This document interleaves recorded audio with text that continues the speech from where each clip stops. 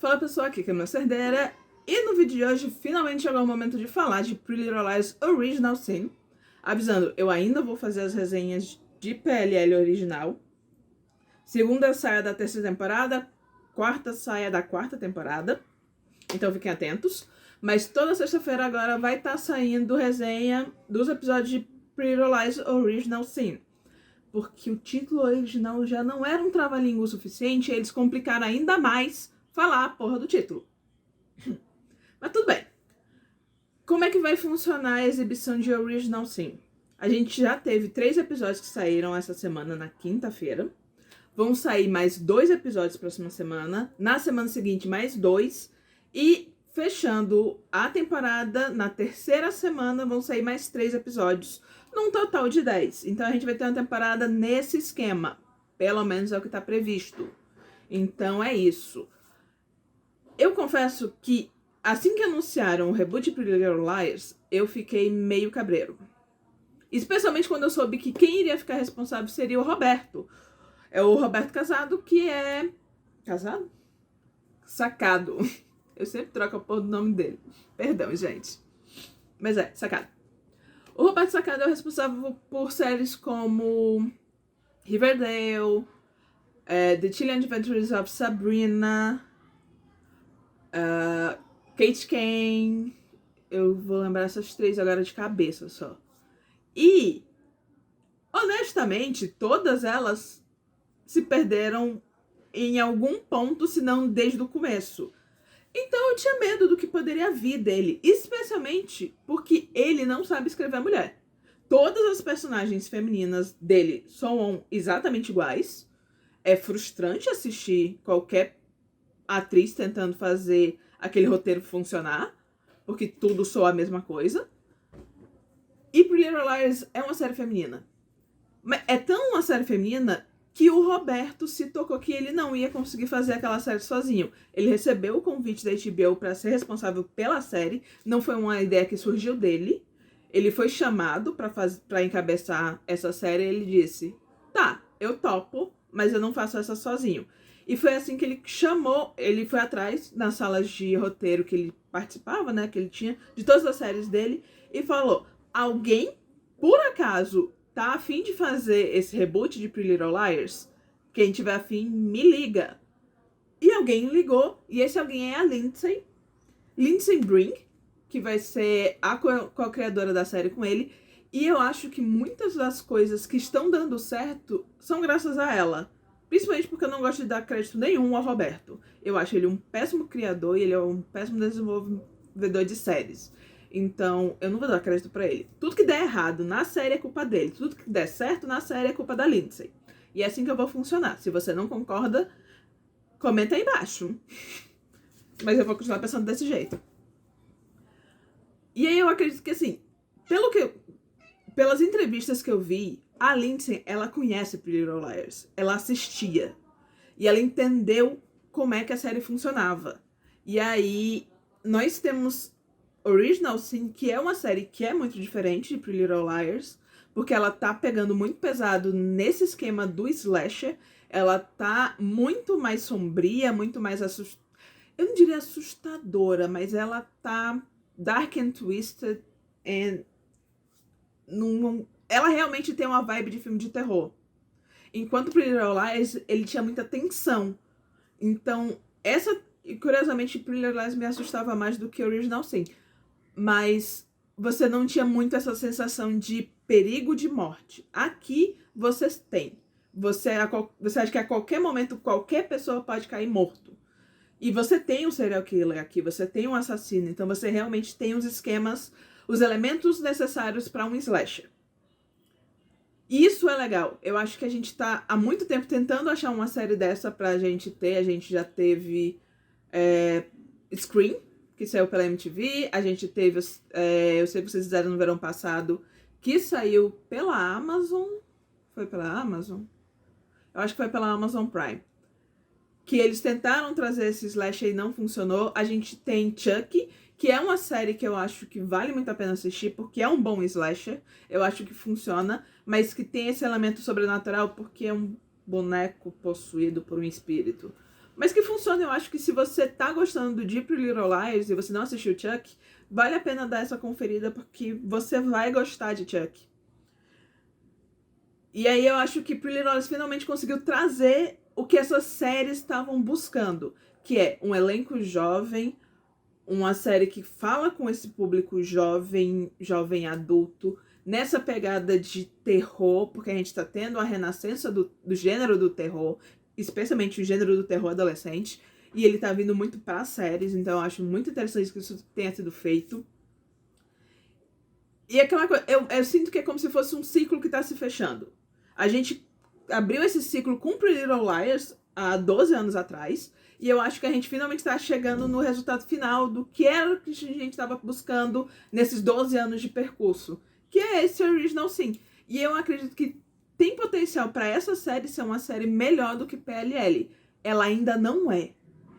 E eu acho que a gente vai precisar de algumas temporadas para confirmar isso. Eu acredito que essa série vai ter várias temporadas, ou pelo menos umas 3. Umas 2, 3, eu acho que a gente consegue garantir, dado o escopo que a gente tá tendo dessa atual. A gente viu 3 episódios, eu acho que eles funcionaram muito bem como piloto. Como eles foram roteirizados e gravados para serem lançados juntos, eles são muito complementares. E eu senti que esses 3 episódios, eles transpõem muito do que a gente viu no primeiro episódio de Pretty Little Liars. Então a gente tem a apresentação dos personagens, como esses personagens se conectam. A gente tem o mistério do passado. A gente tem a primeira mensagem de A aparecendo. Tudo isso foi apresentado ao longo de 3 episódios. Não foi tudo em um único episódio de 45 minutos. Foram 3 episódios de 50. Então, assim, eles tiveram mais tempo para apresentar as coisas, mas eu acho que eles apresentaram um pouco mais a fundo. Eu gostei da ideia. Então aqui o mistério não é alguém desaparecido. A gente tem esse grupo das mães, que eram adolescentes em 1999, e que de alguma forma estão ligados a uma morte, que aparentemente é um suicídio, mas obviamente tem segredos que estão envolvidos que culminaram a esse suicídio, e é isso que A vai estar buscando. Você não sabe dizer se ela tá querendo ter uma vingança ou se ela tá querendo descobrir o que aconteceu. Mas ele tá atrás justamente dessa conexão das mães com as filhas. Então eu acho isso muito interessante. Então a gente tem esse mistério do passado. E aí a gente tem as novas Liars que não são amigas. Elas basicamente não se conhecem. Que estão se reconectando por circunstâncias. E aí eu vou entrar em detalhes sobre essa parte na parte com spoilers, que vai ser daqui a pouco. Então a gente tá vendo essa... É como se estivesse sendo um tabuleiro de xadrez sendo montado na nossa frente. E EA é quem tá manipulando esse tabuleiro. Ele tá botando essas personagens em uma situação para poder fazer o jogo dele. E eu acho que isso é muito interessante. Porque Pretty Little Liars tinha muito isso, de ser um jogo, de EA manipular as Liars como bonecas. E agora aqui eu sinto que é muito mais um jogo de xadrez, e eu acho que é onde vão entrar as mortes. Porque quando você joga xadrez, as peças morrem, eventualmente. Elas são comidas, né? Então eu acho que tem muito essa aura. E eu achei bem interessante. Eu gostei dos personagens, eu achei eles cativantes, eu achei... A única coisa que está me incomodando por enquanto é a questão da representação LGBT. Esse era um grande pilar de Pretty Little Liars. Pretty Little Liars foi uma das séries que marcou a história da TV americana, uma das melhores representações sáficas que nós tivemos quando ninguém fazia isso.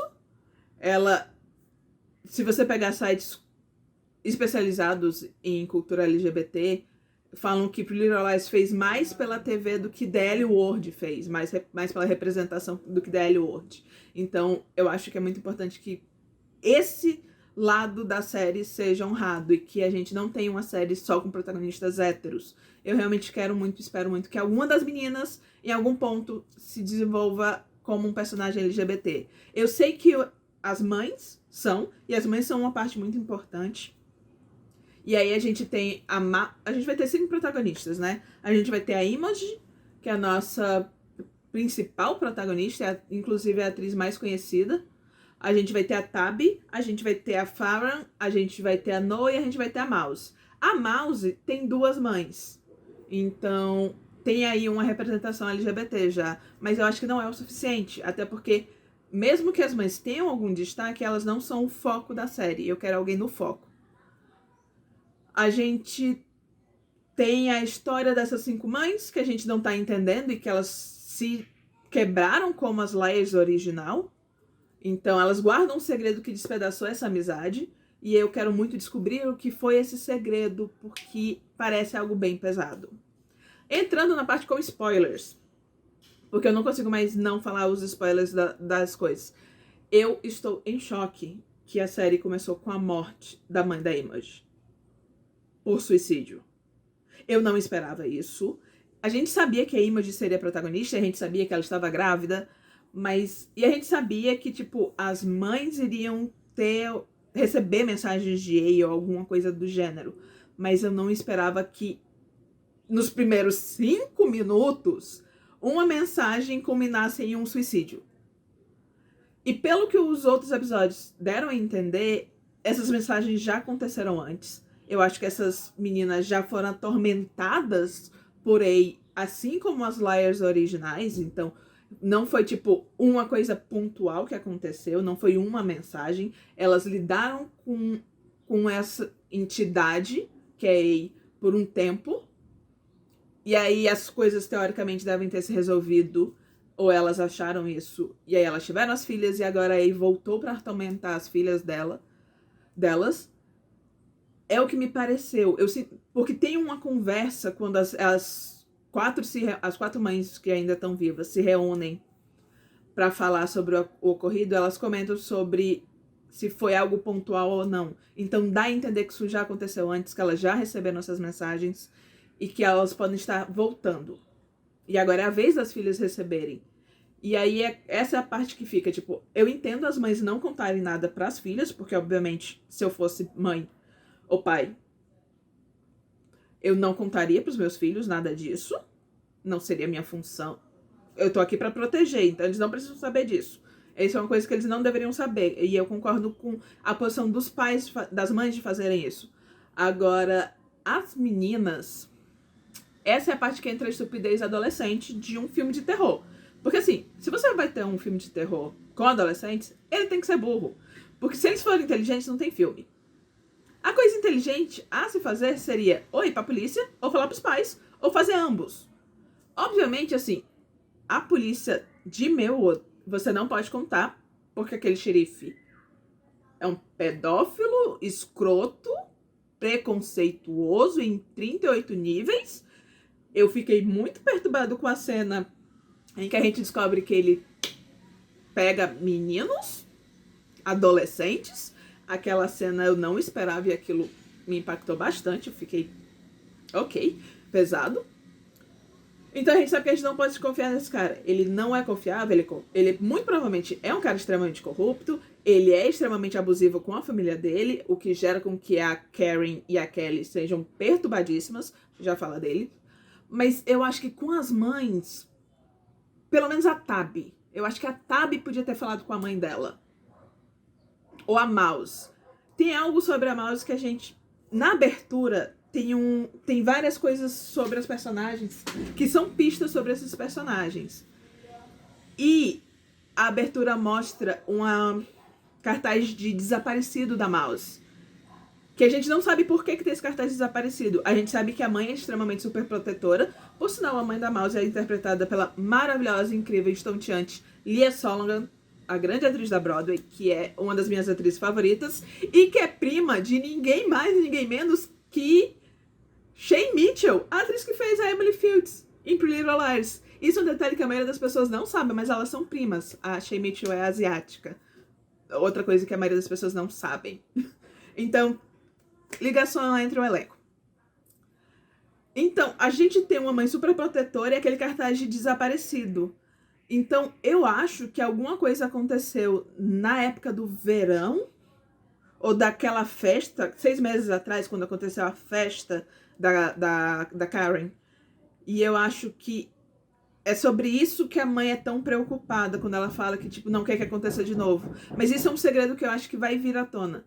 As Lions, elas não têm segredos, mas elas têm algo que elas escondem.